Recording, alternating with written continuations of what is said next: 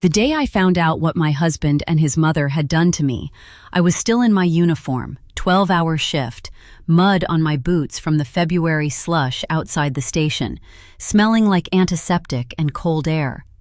I had just run a cardiac call, a 63-year-old man who'd grabbed his chest in a grocery store parking lot. We got him back. I always think about that, the way his eyes focused again when we pulled him out of it. You fight that hard for a stranger, and then you go home and find out the people you love most have been quietly dismantling your life while you weren't looking. I remember standing at our front door, key already in the lock, and seeing the moving truck idling at the curb. Not his mother's truck. Something else entirely. Something that made my stomach drop in a way that 31 years of marriage and 15 years of working emergencies had never quite prepared me for. But let me back up. Because to understand what happened that February, you need to understand what came before it. My name is Diane. I'm 52 years old. I've been a paramedic for going on 24 years, mostly out of a suburban station in Cloverfield Township, which is one of those quiet, tree-lined communities about 40 minutes outside of Columbus, Ohio. The kind of place where people have HOA newsletters and argue about whether hedges can be over 4 feet tall. The kind of place where nothing dramatic is supposed to happen, where you're supposed to be safe. I met my husband Russell when I was 21 years old. He was 23, working at an auto parts warehouse, funny in that dry, quiet way that takes you a few months to fully appreciate. We got married in late March of 1994, not some big ceremony, just a courthouse and dinner with our families at Applebee's, which sounds unromantic but honestly felt exactly right for who we were. We weren't flashy people. We were steady people. Or so I believed. We bought our townhouse in 2008, right in the thick of the recession, which felt terrifying at the time, but turned out to be the smartest thing we ever did financially. We got it for $167,000, a 3-bedroom end unit on Caldwell Court, with a little patch of backyard where I planted tomatoes every summer that never quite got enough sun, and a finished basement Russell used as a workshop. 30-year mortgage, both our names on the deed, both our signatures at the closing. I remember the notary's name was Patricia. She had reading glasses on a beaded chain and complimented my nail polish. That house became everything. We raised 2 kids there, our daughter Meredith, who's now 28 and lives in Portland, and our son Cole, who's 25 and just started working in logistics in Cincinnati. The walls of that townhouse absorbed 2 decades of birthday parties, Thanksgiving dinners, arguments about money, arguments about nothing, late nights when I came home from a bad call, and Russell would already have a plate warming in the oven without me having to ask. That was the version of him I thought I knew, the one who noticed without being told. We also had Ptolemy. That's our cat, yes, Ptolemy, like the astronomer, because Cole went through a space phase at age 9 and named every living thing in the house after dead scientists. Ptolemy was a gray tabby with a perpetual expression of mild contempt and genuinely no interest in human affection unless it was after midnight. He was 17 years old by the time any of this started, arthritic, moving slowly, spending most of his days in a patch of afternoon light on the couch, like a very opinionated throw pillow. The vet said he was doing remarkably well for his age. He was the only one in the house I could say that about by the end. Russell's mother, Connie, had always been a presence in our marriage. Not the worst kind. She wasn't cruel, exactly, but she had this particular quality of always believing that whatever was Russell's was also somehow hers. When we got the townhouse, she told everyone at her church that they had bought a beautiful place in Cloverfield. When we redid the kitchen in 2015, she brought her own dish towels and left them hanging on our oven handle like she was moving in. Small things, things you learn to live with after 3 decades. What I didn't know, what I had no reason to suspect, was that in the summer of 2023, while I was working back-to-back shifts through a brutal heat wave and coming home so exhausted I could barely shower before I fell asleep, Connie and Russell had started having a different kind of conversation, one that wasn't small at all. I found out pieces of it later, from different sources, at different times. I'll tell you what I know and when I learned it, because I'm not going to pretend I had perfect information from the start. That's not how this went. The first crack appeared in January, about 6 weeks before the moving truck. I came home from a night shift on a Thursday morning. It was the kind of cold that makes your face hurt the second you step outside, and the roads had that gray, wet look that means February is already thinking about showing up early. Russell was at the kitchen table with his lathroom open and a legal pad beside him with numbers on it. He closed the laptop when I walked in, which was strange. Russell never closed his laptop when I walked in. We'd spent 30 years in each other's spaces without that kind of self-consciousness. "What's that?" I asked. I set my bag down by the door. Ptolemy appeared from somewhere and walked figure eights around my ankles, which he only did when he was hungry or something in the house felt off. I'd learned to trust his instincts. "Nothing," Russell said. "Just looking at some financial stuff." "What kind of financial stuff?" "Retirement projections." He stood up and took his coffee mug to the sink. His back was to me. "You want breakfast? I was going to make eggs." I stood there for a second, looking at the legal pad. He'd turned it face down before he got up. I almost said something. Instead, I said, "Sure, eggs sounded good," and I sat down at the table and told him about the cardiac call from the night before, and he listened and nodded, and everything looked completely normal. That's the thing about a long marriage. You get so good at the surface that you stop looking underneath. I didn't flip the legal pad over. I should have. But I was 51 years old and tired in my bones, and I trusted the man I'd been sleeping next to since I was 21. That trust was the most expensive thing I ever owned. 2 weeks later, I was called into my supervisor's office at the station. His name is Garrett Wells, mid-40s, ex-military posture, the kind of guy who frames his certifications in alphabetical order and thinks that passes for a personality. He'd been my supervisor for about 3 years, and we had what I would call a professionally functional relationship, meaning I did excellent work, and he occasionally remembered to acknowledge it when his own boss was in the room. He told me to sit down. He had a folder on his desk. He slid it across to me and said, in that very careful voice people use when they've rehearsed what they're going to say, "Diane, we need to talk about some paperwork discrepancies." I looked at the folder. Inside were copies of shift change reports, standard forms I filled out at the end of every run, documenting patient condition, interventions, handoff notes, the kind of paperwork I'd been completing for over 2 decades without a single complaint. Except the copies in that folder didn't look like mine. The signatures on 3 of the reports were slightly wrong. Not wildly wrong, not obviously forged to anyone who wasn't me, but wrong in the way only I would know, because a person's signature is something they carry in their hand like muscle memory, and these had a hesitation in them that mine never does. "These were flagged by compliance," Garrett said. "There are questions about whether the documentation matches the run records in the system." I felt something cold settle in my chest. Not guilt. I hadn't done anything wrong. Something closer to the feeling you get on a call when you realize the situation is worse than dispatch described and you're already committed. "These aren't my signatures," I said. Garrett looked at me with that carefully neutral expression. "Diane." "I'm telling you," I said, keeping my voice level, "these are not my signatures. Someone altered these documents." He said they would need to conduct an internal review. He said I should take some time off while they sorted it out. Paid leave, he was quick to add, as if that made it better. He said it was just procedure. I walked out of his office into the February slush and sat in my car for a long time. The heater ticked. The parking lot was gray and wet and ordinary. I thought about the legal pad Russell had flipped face down on the kitchen table. I thought about Connie and her dish towels and her habit of treating what was ours like it was hers. I thought about my name on that deed on Caldwell Court.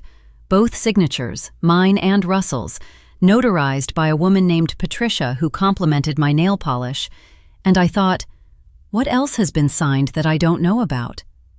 I didn't go home right away. I drove to a coffee shop 3 miles from the station and sat in a corner booth and called Meredith in Portland. She didn't answer. It was early there. She was probably still asleep. I didn't leave a voicemail. I didn't know what to say yet. What I did know was this. I had spent 31 years building a life with someone, and something was very wrong, and I was going to find out exactly what it was before I said a single word to Russell about any of it. 24 years of emergency medicine teaches you that the worst thing you can do in a crisis is react before you assess. You look first, you breathe, you figure out what you're actually dealing with. So I sat there in that coffee shop with my hands wrapped around a cup I wasn't tasting, watching the February rain turn the windows into gray blur, and I started making a list of everything I needed to check. I had no idea yet how deep it went. The list I made in that coffee shop had 7 items on it. By the time I got home that afternoon, it had 14. I didn't go straight home after the station. I drove past our street on Caldwell Court, slowed at the corner, and looked at the townhouse from the car like a stranger would. The lights were on in the kitchen. Russell's truck was in the driveway. Everything looked exactly the way it had looked for 15 years, and that sameness made my stomach clench in a way I couldn't name yet. I kept driving. The first thing I needed was a lawyer, but I didn't know a family attorney. We'd never needed one. What I did know was my coworker Renata, who'd gone through a brutal divorce 4 years ago and come out the other side with her house and her retirement intact. Renata was the kind of woman who researched everything to the point of exhaustion and then researched it again. She'd mentioned her attorney once, a woman named Vivian Cho, practiced out of an office in Westerville. I had Renata's number in my phone. I pulled into a strip mall parking lot and called her. She picked up on the second ring. "Diane? You okay? I heard Garrett put you on leave." The station gossip circuit moves fast. "Who told you?" "Marcus. He heard it from the overnight crew." She paused. "What's going on?" "I need Vivian Cho's number," I said, "and I need you to not say anything to anyone at the station about this call." There was a silence that lasted maybe 3 seconds. Then Renata said, "Give me 1 minute." And I heard her moving somewhere quieter, a door closing. She gave me the number. Then she said, "Diane, whatever this is, document everything. Everything. Dates, conversations, what you were wearing, what the weather was. I mean it." "I know," I said. "You don't know yet," she said gently. "You think you know. Do it anyway." I called Vivian Cho's office from that parking lot. Her assistant told me the earliest available appointment was Thursday, 5 days out. I took it. Then I sat there for another 10 minutes, watching a woman load groceries into her SUV with a toddler on her hip, and I thought about the fact that Russell and I had not filed a joint tax return in 2 years because he'd wanted to file separately, something about a freelance project he was doing, some consulting work he'd picked up from a former coworker. I'd signed off on it without much thought, both times. I thought about that now with a very different feeling. When I finally went home, I walked in like nothing had happened. Russell was in the kitchen making chili. Ptolemy was on the counter, which Russell always pretended to object to and never actually stopped. The house smelled like cumin and onion, and the particular warmth of a winter evening indoors, and for a second, just a second, I felt the pull of how easy it would be to just sit down, eat dinner, watch television, and tell myself I was reading too much into things. I didn't sit down. I got a glass of water and leaned against the counter and asked Russell how his day was. "Fine," he said. "Ran some errands, talked to Mom." "How's Connie?" "Good, she's good." He stirred the pot. "She asked about Easter." "It's January," I said. "You know how she plans ahead." I watched the back of his neck. I'd looked at the back of that neck for 31 years. I used to find it comforting, the specific way his hair grew at the nape, the small scar from a childhood accident he'd told me about on our second date. Now I was looking at it like I looked at a scene when I arrived on a call before I had any information. Neutral. Collecting. "Sure," I said. "We'll figure out Easter." That night, after he fell asleep, I lay in the dark with my phone under the blanket and started going through our joint accounts, the checking, the savings, the home equity line of credit we'd opened in 2019 for a roof repair and never fully drawn on. The checking looked normal. The savings had taken a dip I hadn't noticed, about $14,000 lower than the last time I'd really paid attention, which I was ashamed to admit had been several months ago. I'd been working so many extra shifts through the summer heat wave that I'd essentially handed Russell the household finances by default, not by agreement, by exhaustion. The home equity line was the one that made me go cold. It had been drawn on. Not fully, but $38,000 had been pulled against the equity of the house. Our house. The house on Caldwell Court that we'd paid down for 15 years. The one worth roughly $290,000 now, according to what similar units on our street had sold for in the past year. I lay there in the dark next to my sleeping husband and did the math. 15 years of mortgage payments, a house bought for $167,000, current value around $290,000, a home equity line now $38,000 drawn, and I had not signed anything authorizing that draw. I was almost certain of it. My hands were completely still under the blanket. That stillness scared me more than shaking would have. The next morning, I said I was going to the gym, and I drove to the county recorder's office instead. A home equity line of credit requires both signatures when the property is jointly owned. The woman at the records desk, whose nameplate said Carolyn, pulled up the filing for our address without any particular expression. She printed me the relevant pages. I stood at the counter and looked at my signature on the authorization form. It wasn't mine. Not the way the paperwork at the station hadn't been mine. This was different. This was better, more practiced. Someone had spent time on this one. But I am 52 years old and I have signed my name on run reports, on mortgage documents, on insurance forms, on consent paperwork for thousands of patients, and I know the exact pressure and angle and particular way my capital D curves back toward the I. This signature had the shape but not the weight. It was my name written by someone who had studied my name. I stood at that counter for what felt like a long time. Carolyn was helping someone else. The fluorescent lights hummed.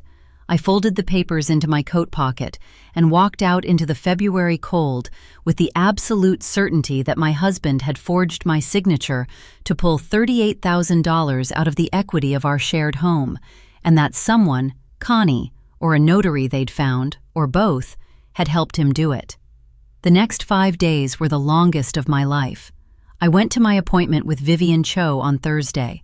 Her office was on the second floor of a building that also housed a dentist and a tax preparer, which sounds mundane, but felt almost deliberately ordinary, like the universe was pointing out that catastrophic things happen in very normal-looking places. Vivian herself was 50-something, compact, with reading glasses pushed up on her head, and the particular manner of someone who has heard every version of every bad marriage story, and still manages to listen to yours like it matters. I laid it out for her, the equity line, the forged signatures both at the station and on the financial documents, the separate tax filings, the $14,000 missing from savings, the legal pad Russell had flipped face down, all of it. She listened without interrupting. When I finished, she took her glasses down from her head and put them on and looked at her notes. "The signature on the HELOC authorization," she said. "Do you have the copy you pulled from the recorder's office?" I put it on her desk. She looked at it for a moment.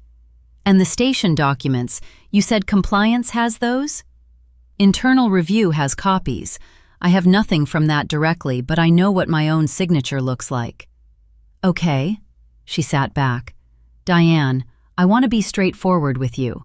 What you're describing, if it holds up, is not just a divorce case. Forging a spouse's signature on a financial instrument, a home equity line of credit, is fraud. That's a criminal matter, separate from anything we do in family court. But the two things can run parallel." Something loosened slightly in my chest. Not relief, more like the feeling when a diagnosis finally matches the symptoms and you can stop guessing and start treating. "What do I do first?" I asked. "First, you don't touch the joint accounts. Don't move money, don't close anything, don't give him any signal that you know. Second, you get a forensic handwriting analyst to look at both sets of documents.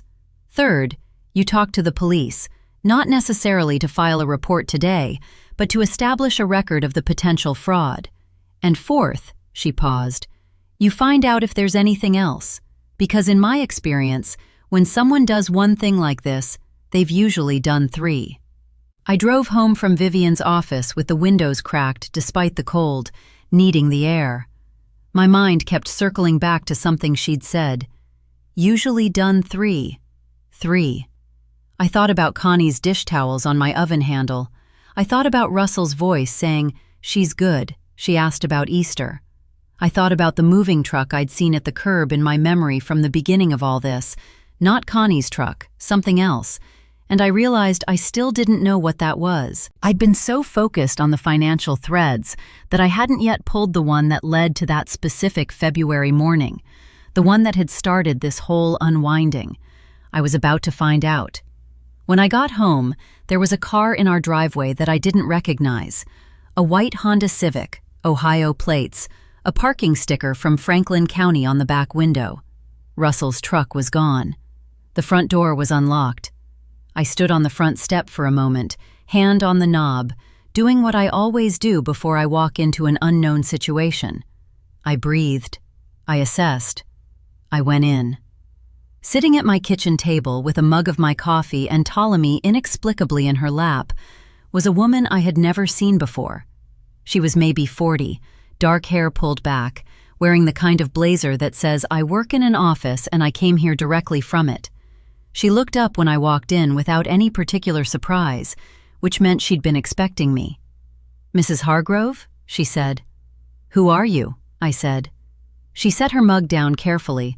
Ptolemy jumped off her lap and disappeared in the direction of the hallway with the dignity of someone who had delivered his message and was no longer required.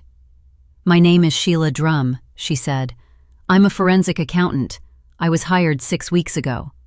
She slid a business card across my kitchen table. "Not by your husband." I looked at the card. Then I looked at her. "Then who hired you?" I asked. She folded her hands on the table in a way that suggested she'd been waiting a long time to anchor that question. "Your daughter," she said. "Meredith." I sat down across from Sheila Drum very slowly, the way you sit down when your legs have made the decision before your brain caught up. "Meredith hired you," I said. It wasn't a question, but I needed to hear it out loud. 6 weeks ago, Sheila said. "She called me after she noticed some irregularities in documents she found while helping you organize your home office last Thanksgiving.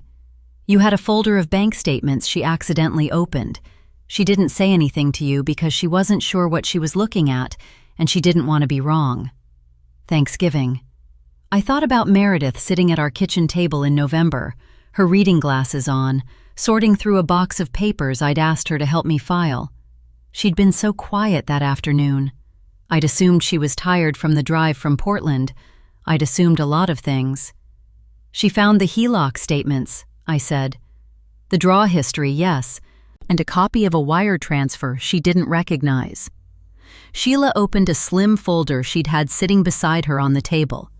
She photographed several documents on her phone before she put the folder back. She sent them to me the following week. She slid 2 pages across the table. The wire transfer was dated September 14th, 2023. $41,000, sent from an account I didn't recognize, but the account holder's name listed as originator was Russell T. Hargrove. The receiving account was in Connie Hargrove's name. Connie's address was listed as the destination contact, a Columbus address I didn't recognize, which meant it wasn't her house in Gahanna where she'd lived for 20 years. "What is this address?" I asked, pointing. "A rental property," Sheila said. "A 2-bedroom condo in a complex off Morse Road. The lease was signed in August. First, last, and security deposit paid in full." She paused. The total move-in cost was approximately $9,000. The remaining funds from that wire transfer appear to have gone toward furnishings and what I believe was a down payment on a vehicle. I put the page down on the table with both hands flat on top of it, pressing it down like it might float away. "He was setting her up," I said. "He was using our equity to set his mother up in a new place." "That's what the financial trail indicates, yes." "And the wire came from an account I'm not on." "Correct. It appears to be an account opened approximately 14 months ago, funded by a series of transfers from your joint checking account, small enough individually to avoid triggering any alerts, over a span of about 8 months. The total moved into that account before the wire was approximately $62,000.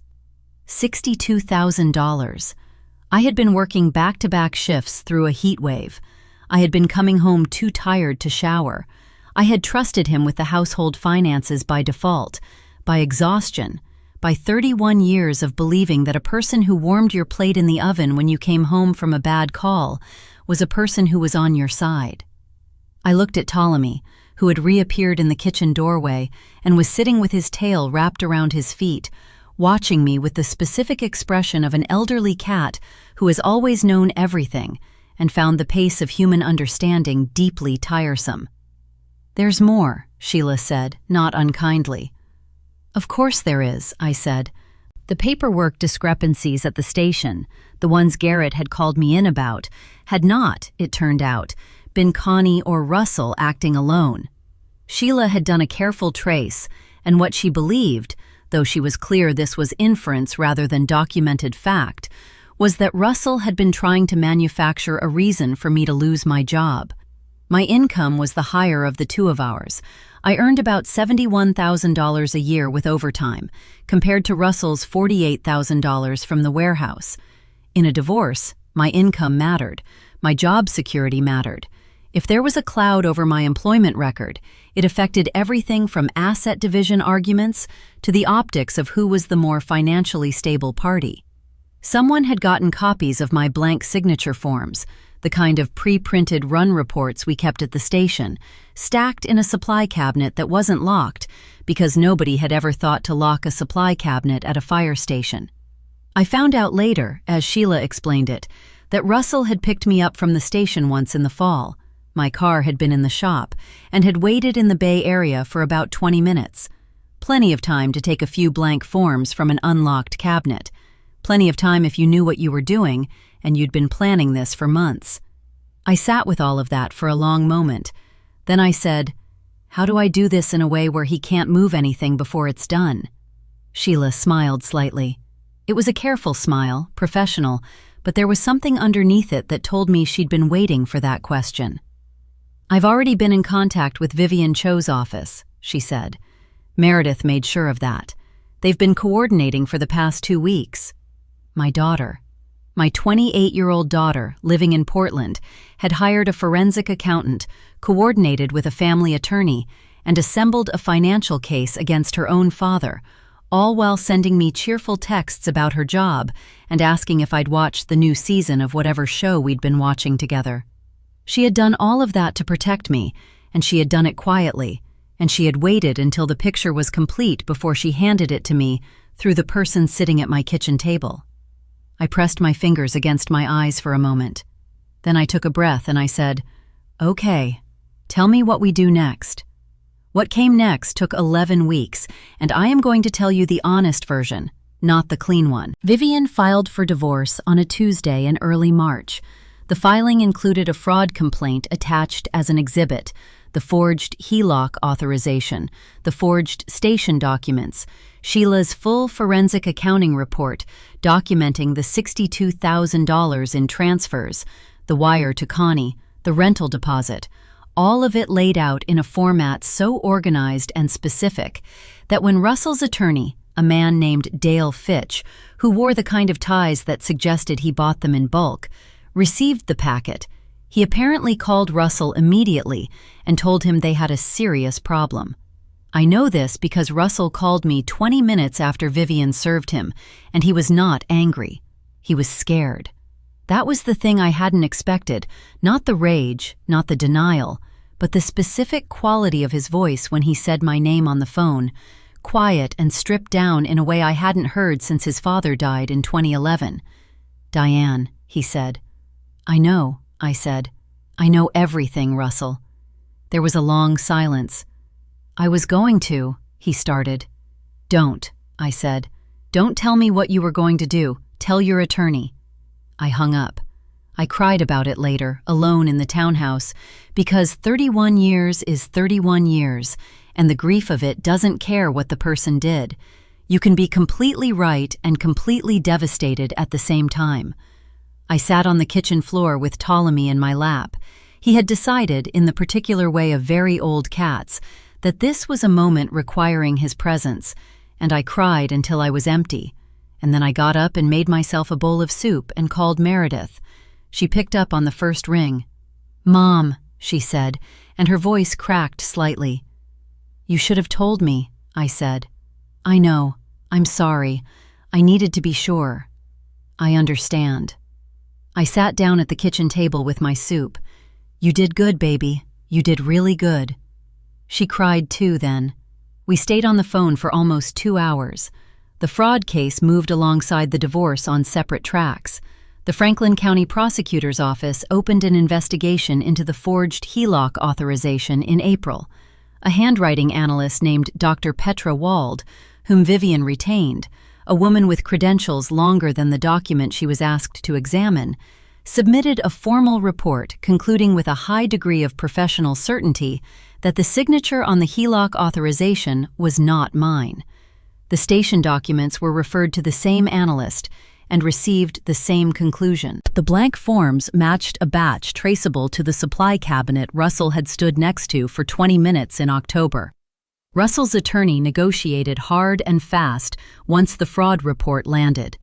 Dale Fitch was many things, but he wasn't incompetent, and he understood that a criminal forgery charge attached to a divorce proceeding is a situation his client needed to exit as cleanly as possible.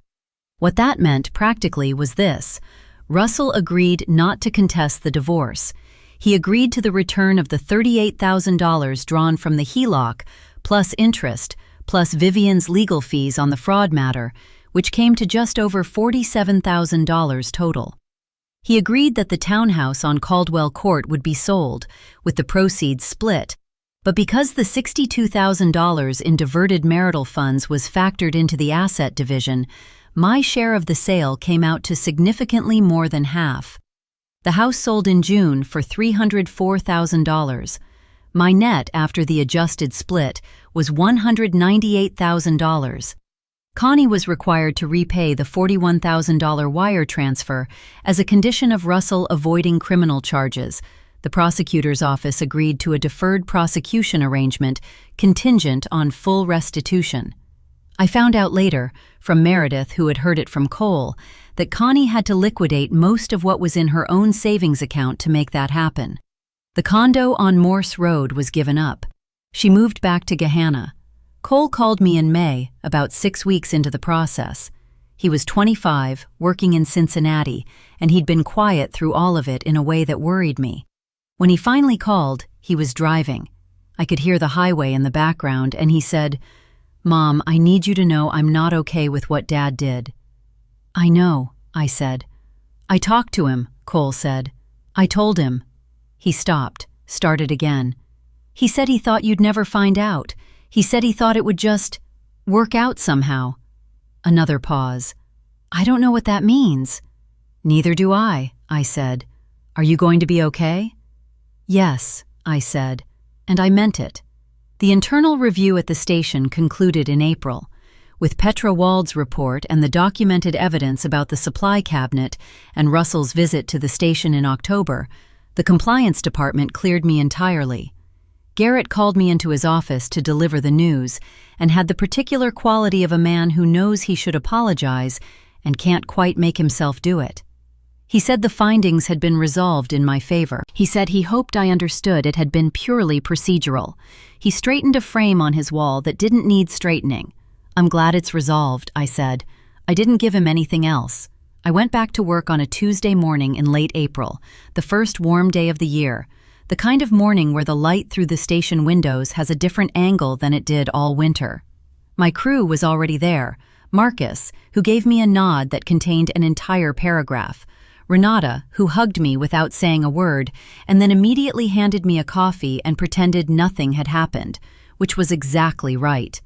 I ran 4 calls that day. Nothing dramatic. A fall at a residential address, a teenager with an allergic reaction, a fender bender on Route 40 with minor injuries, and a welfare check on an elderly woman whose neighbor had been worried.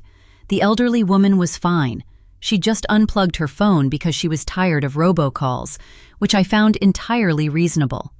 I drove home to an apartment I'd rented in Westerville, 3rd floor, 2 bedrooms, south-facing windows that got afternoon light. I'd taken Ptolemy, who had adapted to the new space with the philosophical indifference of a 17-year-old cat who had outlasted every dramatic event of the past decade and planned to outlast several more. He was asleep on the couch when I walked in, one paw over his eyes, deeply unimpressed by the concept of change. I stood in the doorway for a moment. The apartment smelled like the lavender candle Meredith had sent me as a housewarming gift. The afternoon light came in at that long, golden angle. There was nothing in the oven warming for me, and I didn't need there to be. I had $198,000 in a separate account in my name only. I had my job back, my record clean, my crew, my certifications, my 24 years of knowing exactly what to do when something goes terribly wrong and there's no time to panic.